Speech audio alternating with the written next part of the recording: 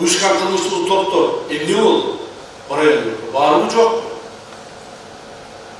Ya banditler, çorluylar, aylarını bölüp alan men ayın bulayını çorluyumun, men tigil ayının rayonun Palajen, Smadri yaşını degenler var mı? Kaldı kalmadı. Точно? Начальник города, Курской области. Var mı çok? Yok. Да. Верните микрофон. Uşkan kılmışlık top boyunca işçilik alamaz boyunca günde ayınlardan da ilgili çok boyunca işte kapı çocuklar günü anlar tonolçulukça başkanın olmasın günde tonolçuluk karakçılık fakları çok eser. То есть баягы уюшкан кылмыштуулук толук деген Ош облусунда жок, туурабы? Жок. Хорошо. Ош шаарынын начальниги ким? Сиздечи? Бизде уюшкан кылмыштуу топ мүчөлөрү жок. Так эс айтам. Ош шаарында. Ош шаарында жок.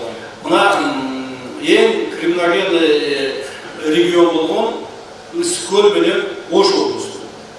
Так, Чолбарада шаары менен Ош шаары. Бүт баягы криминалдар, бандиттер ушул жерлерге топтолушкан.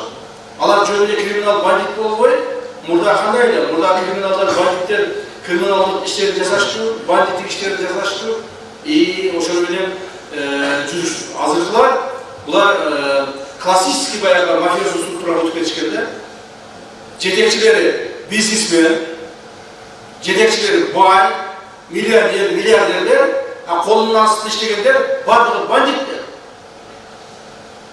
Ош шаарында ар бир саясатчынын, бизнесмендин, кыйын бизнесмендин, криминалдык жетекчилердин бирден спорт залдары бар. Туурабы? Не болушу? Андай спорт залдар бүгүнкү күндө жок. Эгер болсо баары мамлекет.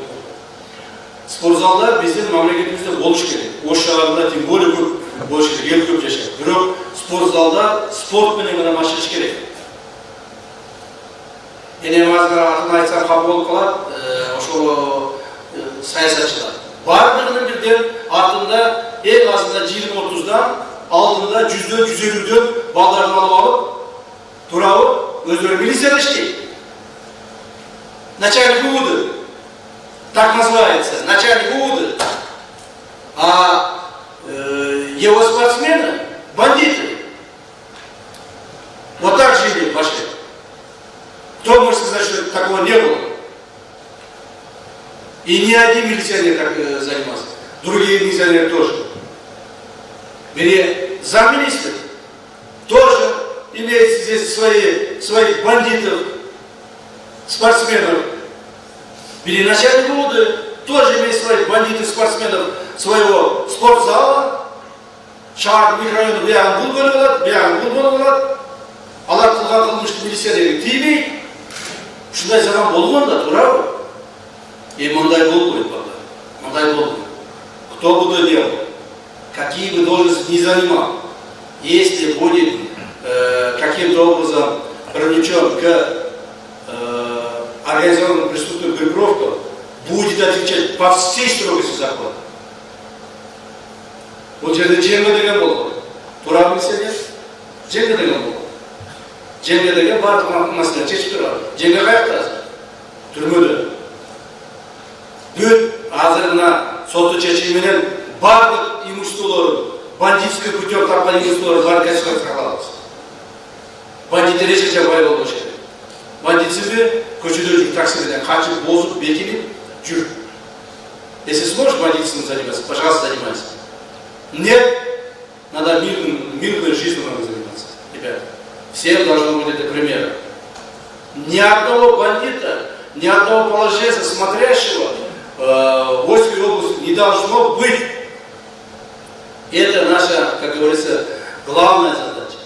Правоохранительных органов безопасности, судов, прокуратуры. Вот перед нами такую задачу поставил нас уважаемый президент, и мы это выполнили. Шойтан райондорду караганда, шаарды сиз эми жакка карабасаңыздар, шаар эми компактныйраак да. Райондорду жаштап карагыз, уктуңузбу? Мына өзгөн райондо ашыкча ошол жерлерде 2-3 смотрящийлер бар болчу, бандиттер бар эле. и нейтрализовать. У нас достаточно жесткие законы, так, через законы нейтрализовывать всех. Қарасуда қиындар бар эле, бандиттер, бизнесмендер, баягы олигархтар аралашып алган. Жанагы бирөөсү бандит болуп дагы учпай калбай, мамлекеттик кызматтарга орношуп башташкан буларчы. Бирөө айыл өкмөтү башчысы боло баштаган, бирөөсү мэргора да боло баштаган, бирөөсү замакин боло баштаган. Карасу районунун бардык текшерип турсаңыз, карасаңыз, Карасу жакта. Набылды? Анан кейбирлери азыр бизде маалымат бар, коопсуздук кызматында маалыматтар бар. Биз дейт азырынча ушинтип турайлы дейт. Биз кайттык, криминалдык маселеден кайттык деп, буларды алдап турайлы, убагы келгенде кайра чакырабыз дегендер бар. Выявляйте. Түп тамыры менен жок кылышыбыз керек. Убагы келбейт, аларга передайте всем бандитам. Теперь их время не будет никогда. Наша страна будет свободной, законной, демократичной страной будет. Никакие бандиты управлять или пытаться управлять не будут. Мы им дадим отпор жестко, в соответствии с нашим законодательством. Уже давайте пойдем. Хотя бы легкий бар, есть информация, мы скоро вам покажем тоже. Если мамлекеттеги тартып жакпаса, чыгып кетсин башкаларга деп ошого жашай берсин.